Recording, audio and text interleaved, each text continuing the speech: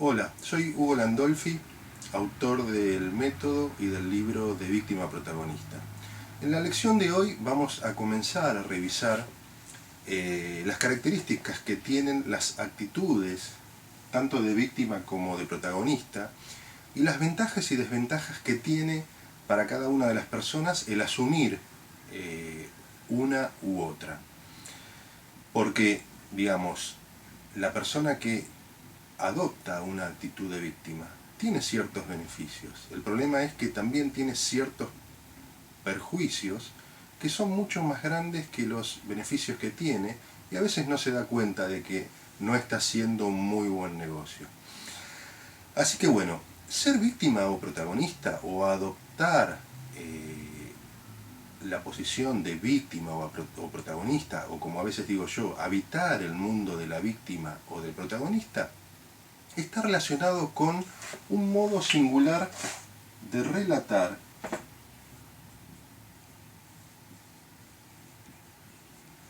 los sucesos que acaecen en nuestra vida. Son dos modelos de relatos completamente diferentes sobre los sucesos que les acaecen a las personas. Por ejemplo, vamos a un ejemplo muy común y que en nosotros mismos y en las personas que tienen hijos enseguida lo reconocerán. Cuando uno de nuestros hijos o cuando un chico regresa del colegio con una mala nota, con una nota baja, lo que habitualmente dice en su relato del suceso de la mala nota es que la mala nota se la pusieron.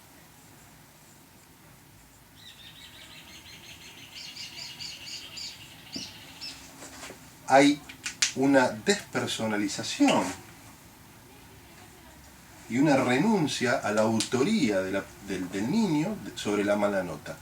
Es como si él no tuviera nada que ver con haber recibido una mala nota, sino que el hecho de haberla recibido tiene que ver con algo que otro hizo, con el maestro malvado que no me entendió, que no me dio la oportunidad y demás, ¿no? Entonces, y acá podemos ir sacando algunos elementos característicos del modelo de víctima protagonista. Ante un suceso desagradable, vamos a suponer, o que no nos desagradable, o cuyo resultado no es satisfactorio para nosotros, ¿no? Siempre tratamos de relatar este suceso desagradable o no satisfactorio como si el autor del mismo hubiera sido otra persona y nosotros no tenemos nada que ver, ¿no? El niño que dice, me pusieron un 3, me pusieron un 1, me lo pusieron, dice. No dice como si puede relatar un protagonista, la verdad que no estudié y la nota baja es un reflejo de mi no haber estudiado, ¿no? Entonces, el otro modo de relato, este es, si queremos, es más el de la víctima. El otro modo de relato sería algo que en general los padres nunca escuchábamos de los chicos, que es me saqué un 1. No lo escuchamos cuando la nota es mala y desagradable, pero los chicos sí dicen, me saqué un 10, papá, o me saqué un 9, mamá. O sea que las notas altas el chico se las saca a él, y las notas malas, desagradables, se las pone otro. ¿Se entiende cuál es la dinámica del relato entre víctima y protagonista? El problema es que en los niños esto es atendible y es normal, pero ¿qué pasa cuando estas costumbres se van perpetuando en la vida de las personas y los adultos viven relatando los sucesos de tal modo de ser víctimas, como si todo lo que les sucede tiene que ver con algo que otra persona hizo, con algo que pasó, con una circunstancia, pero nunca tiene que ver o estar relacionado con algo que esa persona hizo? El problema es esto en el mundo adulto, y es muy común. El problema, o la ventaja, si se quiere, de relatar como una víctima, porque tiene sus ventajas, por supuesto, por eso el niño relata de este modo. Si la nota baja se la pusieron y no tiene nada que ver con algo que él haya hecho, no está relacionada con que no estudió, sino con algo que otro hizo, el castigo y la punición es menos probable que suceda. Si el 1 me lo pusieron, me lo puso la maestra que es mala, papá no me va a castigar porque yo no tuve nada que ver. Es la maestra. Si el 10 me lo saqué, sí quiero un premio, porque el 10 me lo saqué yo. Pero el 1 me lo pusieron, entonces ¿por qué me van a castigar si yo no tuve nada que ver? Entonces acá hay un elemento en los relatos que hace tanto la víctima como el protagonista, que tienen que ver con algo que es característico del relato de la víctima, que es la búsqueda de la inocencia.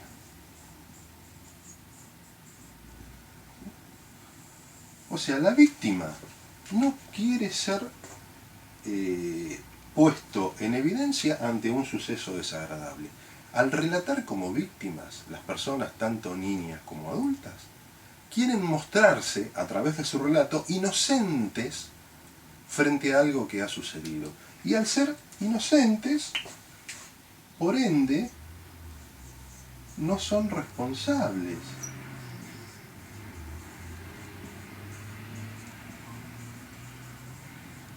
Por lo que ha sucedido. Si la nota me la pusieron, el clásico ejemplo de llegué tarde porque había mucho tráfico, si el causante de la llegada tarde fue el tráfico y no mi poca previsión para salir con anterioridad, dado el tráfico que había, ¿sí? O sea, si el causante de mi llegada tarde es el tráfico, yo soy inocente por haber llegado tarde y no tengo ninguna responsabilidad. No se me puede reclamar absolutamente nada. Y este es el principal beneficio por el cual aquel que habita en el mundo de la víctima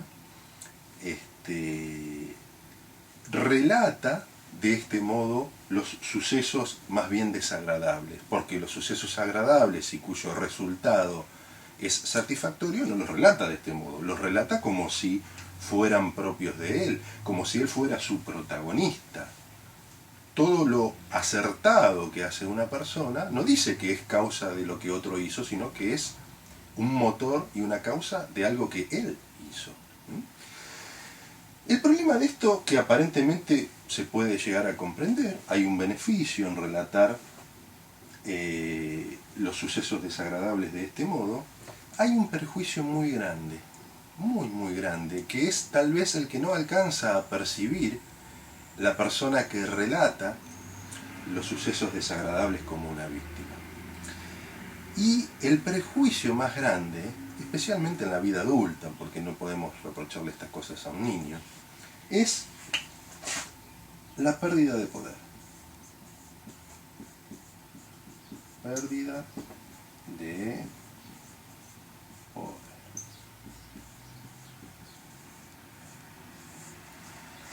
¿Por qué es un perjuicio la pérdida de poder?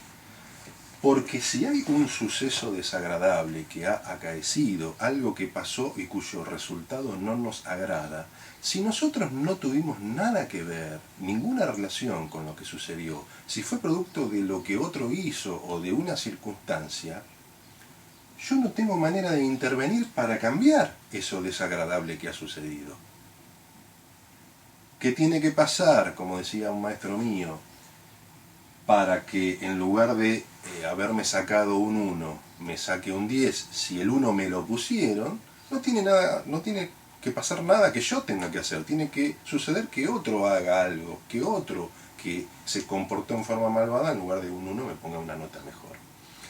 ¿Qué tiene que suceder con respecto al tráfico para que yo no llegue tarde? No es nada que yo tenga que hacer, porque es por el tráfico que yo llegué tarde. Tiene que suceder que no haya tráfico. Entonces la pérdida de poder me pone en una situación muy desagradable, porque yo no puedo solucionar los problemas desagradables, los sucesos desagradables en los que estoy metido. No es que el tráfico no exista, no es que la víctima no tiene cierta razón en lo que dice. El problema es cuando el relato se centra únicamente en exaltar aquellas condiciones que tuvieron que ver con lo que otro hizo o con lo que las circunstancias hicieron, y al exaltar esa parte del relato queda minimizada y dejada a un costado la parte que la persona puede hacer para mejorar esa situación a futuro. Porque es cierto que el uno se lo pusieron, porque se lo puso la maestra, pero también es cierto que él no estudió lo suficiente. Es cierto que llegamos tarde a la reunión porque había tráfico. Es cierto, había tráfico, pero también es cierto, y esto es lo que nos dice la víctima, que dado el tráfico que había, y que yo sé que hay habitualmente a esa hora, yo no salí antes de mi casa para poder llegar a horario. Ahí está el equilibrio en el relato, y de alguna manera el dejar de habitar el mundo de la víctima para comenzar a habitar el mundo del protagonista tiene que ver con empezar a relatar los sucesos de nuestra vida, especialmente los desagradables, teniéndonos a nosotros como centro de ese suceso, como protagonistas de lo que pasó, aunque eso que haya pasado sea desagradable, porque al ser el centro de ese suceso, al ser protagonistas, vamos a poder hacer algo que la víctima nunca puede hacer, que es que el suceso desagradable deje de ser desagradable, que lo que pasó de un modo que no me gusta lo pueda cambiar para un modo que me gusta. La víctima se encuentra condenada a esperar que otro haga o que las circunstancias cambien para poder mejorar la circunstancia en que vive. El protagonista no. El protagonista dice, dada la circunstancia, lo que sucede, que puede ser desagradable, yo puedo hacer cosas que tienen que ver conmigo para cambiar esto. Y entonces al adoptar esta actitud, el abanico de posibilidades que se abren para el protagonista es inmenso, comparado con la víctima que se encuentra constantemente quejándose de lo que le sucede, inmóvil porque ha perdido todo el poder para cambiar nada, y está en el peor de los mundos posibles. Una víctima generalmente es una persona completamente inmóvil y que se queja de todo en forma constante. ¿Por qué? ¿Por qué se queja? Porque todo, como él relata, todo lo que le sucede tiene que ver con algo que otro hizo o con las circunstancias. Y como perdió todo el poder para cambiarlo, está inmóvil, porque según el relato mismo en el que se ha metido, no hay nada que él pueda hacer para cambiarlo. Está en el peor de los mundos posibles. Y es un mal negocio en este sentido. En cambio, la víctima, que asume la responsabilidad sobre las acciones a futuro que puede tener él mismo con respecto a los sucesos desagradables, vive en otro mundo completamente distinto.